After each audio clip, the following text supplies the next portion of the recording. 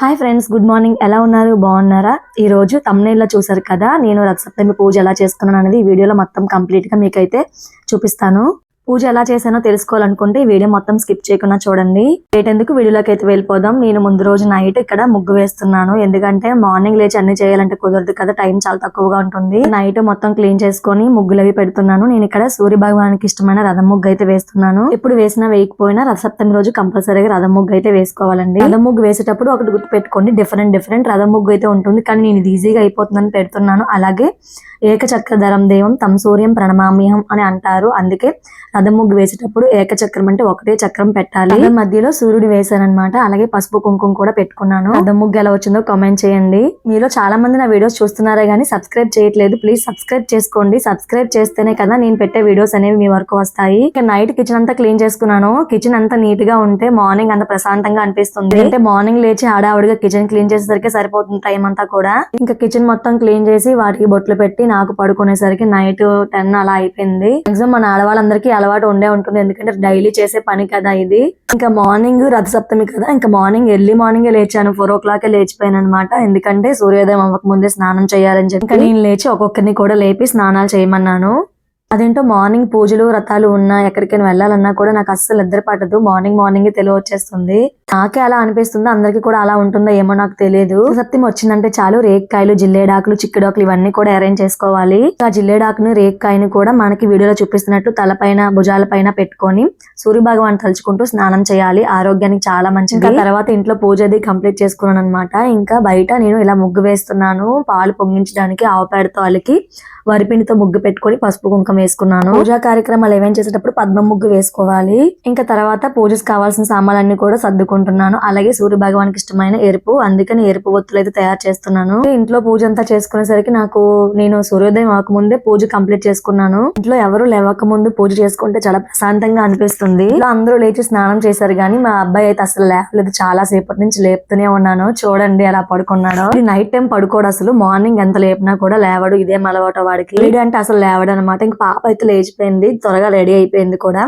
ఇంకా తనకి lunch box అయితే ప్రిపేర్ చేస్తున్నాను. సింపుల్ గా అయిపోతుందని చెప్పి పులిహోర ప్రిపేర్ చేశాను. చిక్కుడుకాయలు తీసుకొచ్చాను. ఇక్కడ రథసప్తమి రోజు చిక్కుడుకాయలతో స్వామికి రథం అయితే ప్రిపేర్ చేస్తున్నాను. దీనికోసం మనకి 7 చిక్కుడుకాయలు అయితే కావాలి. రథం ఎలా ప్రిపేర్ చేసానో ఆల్రెడీ నేను షార్ట్ వీడియోలో పెట్టాను. ఎవరైనా చూడకపోతే ఒకసారి చూడండి. మాక్సిమం అందరికి తెలిసే ఉంటుంది, తెలియకపోతే ఎవరైనా చూడండి. నేను ఇక్కడ రథం ని కొత్త చీపురు పుల్లలు ఉంటాయి కదా, దాంతో తయారు చేశాను. లేదంటే టూత్ పిక్స్ తో కూడా మీరు ప్రిపేర్ చేయొచ్చు. 7 చిక్కుడుకాయలతో మనం రథం ప్రిపేర్ చేసుకున్న తర్వాత ఇలా పసుపు కుంకుమలు కూడా పెట్టుకోవాలి. ఇంకా పూజ అయితే చేసుకోవచ్చు. రథసప్తమి సండే పడింది. ఆదివారం అంటే సూర్య భగవానికి చాలా ఇష్టమైన రోజు అనమాట. చాలా విశేషమైన రోజు కూడా.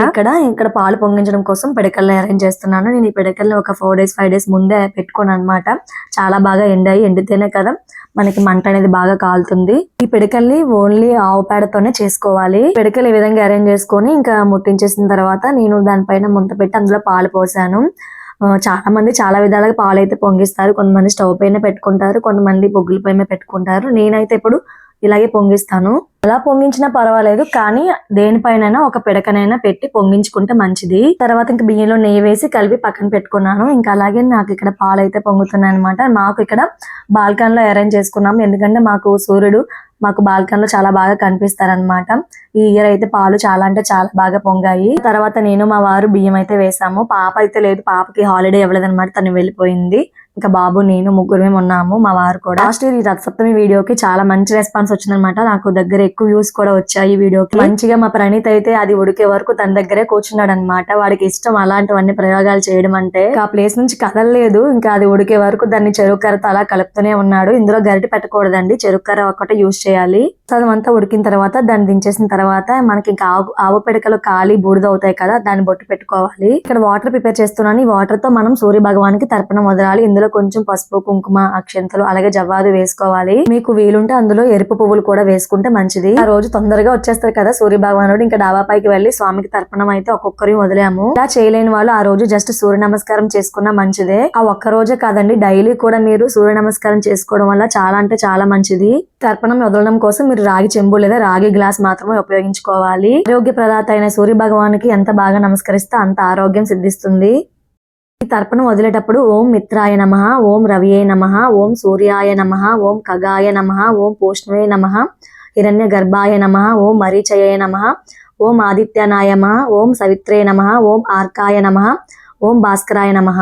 ఒక్కొక్క మంత్రాన్ని చదువుతూ మనం తర్పణం అయితే వదలాలి. అలా తర్పణం వదిలిన వాటర్ ని మనం మొక్క మొదట్లో వేసేయాలి. ఈ పూజ అంతా కూడా ఎర్లీ మార్నింగ్ 7 to 8 to 9 మధ్యలోనే కంప్లీట్ చేసుకోవాలి. ఎందుకంటే సూర్యుడు అప్పుడు ఆ టైంలోనే ఉదయిస్తాడు కాబట్టి. సూర్య భగవానికి ఎదురుగా మాకు తులసి కోట దగ్గర అయితే పూజ అయితే స్టార్ట్ చేసుకున్నాము. ఇక్కడ నా పూజకి సూర్య భగవానుడు ఎదురుగా కనిపిస్తాడండి. ఇంకా ఇక్కడ ఒకటి విషయం గుర్తు పెట్టుకోండి, సూర్య భగవానికి ఎరుపు అక్షింతలు మాత్రమే ఉపయోగించుకోవాలి. 7 చిక్కుడుకాయలు 7 గుర్రాల కింద మనం తలుచుకొని మనం 7 చిక్కుడాకుల పైన ఈ మనం ప్రిపేర్ చేసిన నైవేద్యాన్ని అయితే పెట్టుకోవాలి. అలాగే నైవేద్యాల విషయాలకు వస్తే గట్టిగా ఉన్నవి ఏవి కూడా స్వామికి పెట్టకూడదండి. ఎందుకంటే సూర్య భగవానికి పళ్ళు ఉండవు కదా, అందుకని కొంచెం మెత్తగా ఉన్నవి గ్రేప్స్, సపోటా, ఇలాంటి అరటి పళ్ళు ఇలాంటివన్నీ కూడా ఫ్రూట్స్ యూజ్ చేయాలి. ఎరుపు పువ్వులు ఉపయోగించుకోవాలి పూజకి. నేను కూడా ఎరుపు శారీ కట్టుకున్నానండి. మాక్సిమం వీలైతే రెడ్ కలర్ ప్రిఫర్ చేయండి ఆ రోజు. అంటే ఏదైనా యూజ్ చేయొచ్చు, కాకపోతే అది కట్టుకుంటే మంచిదని చెప్పి నేనైతే రెడ్ కలర్ శారీ అయితే కట్టుకున్నాను. ఈ శారీ కట్టానని చెప్పి చాలా గొడవ చేశారు, ఎప్పుడు అదే కడుతున్నావు అని. కానీ నేను మాత్రం ఈ రోజు ఎరుపు కట్టుకోవాలని చెప్పి కంపల్సరీగా అదే ఉంచుకున్నాను. త్వరగా ఇంట్లో పూజ అంతా కంప్లీట్ చేసుకుని మనకి పెందుతు దగ్గరలో ఉన్న సూర్య భగవాన్ టెంపుల్ కి అయితే వచ్చాము. టెంపుల్ ఎగ్జాక్ట్ గా మనకి పెందుతు వెంకటేశ్వర స్వామి టెంపుల్ ఉంది కదండి, దాని కిందే ఉంటుంది అనమాట. స్టార్టింగ్ లోనే ఉంటుంది టెంపుల్ వచ్చేసి. టెంపుల్ కి ఆ రోజు చాలా మంది అయితే వస్తారు, అందులో సండే కూడా పడింది కదా. ఇంకా టెంపుల్ అయితే చాలా రష్ అంటే రష్ గా ఉంది. ఇక్కడ మనం పాలు, అలాగే బియ్యము, బెల్లం ఇవన్నీ పట్టుకెళ్ళినవన్నీ కూడా ఇక్కడ నైవేద్యం వండి అందరికి కూడా ప్రసాదం ఇస్తారు. చాలా మంది తీసుకొస్తారనమాట పాలు, బెల్లం అవన్నీ కూడా. ఎక్కడ ఇవన్నీ కూడా వేస్ట్ చేయకుండా అన్ని కూడా ఒక దగ్గర కలెక్ట్ చేసి వీటన్నిటిలో కూడా ప్రసాదం ప్రిపేర్ చేస్తారు. ఇంకా మేము లోపలికి వెళ్లి సూర్య భగవాన్ దర్శనం అయితే చేసుకున్నాము. దర్శనం అంటే చాలా బాగా జరిగింది, ఎందుకంటే స్వామి దగ్గరికి వెళ్లి దర్శనం చేసుకున్నాము. మార్నింగ్ ఆ సూర్య భగవాన్ దర్శనం చేసుకున్నాం. చాలా హ్యాపీగా అనిపించింది. కాసేపు టెంపుల్ లో స్పెండ్ చేసాం అనమాట. అలా కూర్చున్నాము. చూస్తున్న వాళ్ళు లేదంటే సూర్య భగవాన్ టెంపుల్ కి వచ్చిన వాళ్ళు ఎవరైనా ఉంటే నాకు ఒక కామెంట్ చేయండి, ఓం మిత్రాయ నమః అని. మీరు ఇచ్చే కామెంట్స్, లైక్స్ వల్లే కదా మాకు ఒక బూస్ట్ అప్ లా ఉంటాయన్నమాట. మేము నెక్స్ట్ వీడియో చేయడానికి కూడా మాకు కొంచెం ఇంట్రెస్ట్ అనిపిస్తుంది. సపోర్ట్ చేస్తున్నారని మాకు ఆ విధంగానే కదా తెలుస్తుంది, లైక్స్ ద్వారా, కామెంట్స్ ద్వారానే. ఈ వీడియో ద్వారా నాకు తెలిసిన కొన్ని మంచి విషయాలు అయితే మీతో షేర్ చేసుకున్నానని అనుకుంటున్నాను. ఇంకా నాకు తెలియని మీకు తెలిసిన విషయాలు ఏమైనా ఉంటే మాత్రం ప్లీజ్ కామెంట్ చేయండి. అలాగే ఆ ఆరోగ్య ప్రదాత సూర్య భగవాన్ ఆశీస్సులు మీపై నాపై ఎల్లప్పుడూ ఉండాలని మనస్ఫూర్తిగా కోరుకుంటున్నాను. వీడియో కడితే ఎండ్ చేస్తున్నాను. వీడియో నచ్చినట్లయితే లైక్ చేయండి, షేర్ చేయండి. ఇంకా నా ఛానల్ ఎవరైనా సబ్స్క్రైబ్ చేయకపోతే వెంటనే సబ్స్క్రైబ్ చేసుకోండి. పక్కనే బెల్ ఐకాన్ ఉంటుంది కదా, దాన్ని ట్యాప్ చేస్తే ప్రతిరోజు చేసే నేను వీడియోస్ నోటిఫికేషన్స్ మీ వరకు వస్తే హ్యాపీగా నా వీడియోస్ చూడొచ్చు. ఇంకా సూర్య భగవాన్ దర్శనం చేసుకొని ఇంటికైతే వచ్చేసాము. మళ్ళీ నెక్స్ట్ వీడియోలో కలుద్దాం. అంతవరకు take care, love you all, thank you for watching.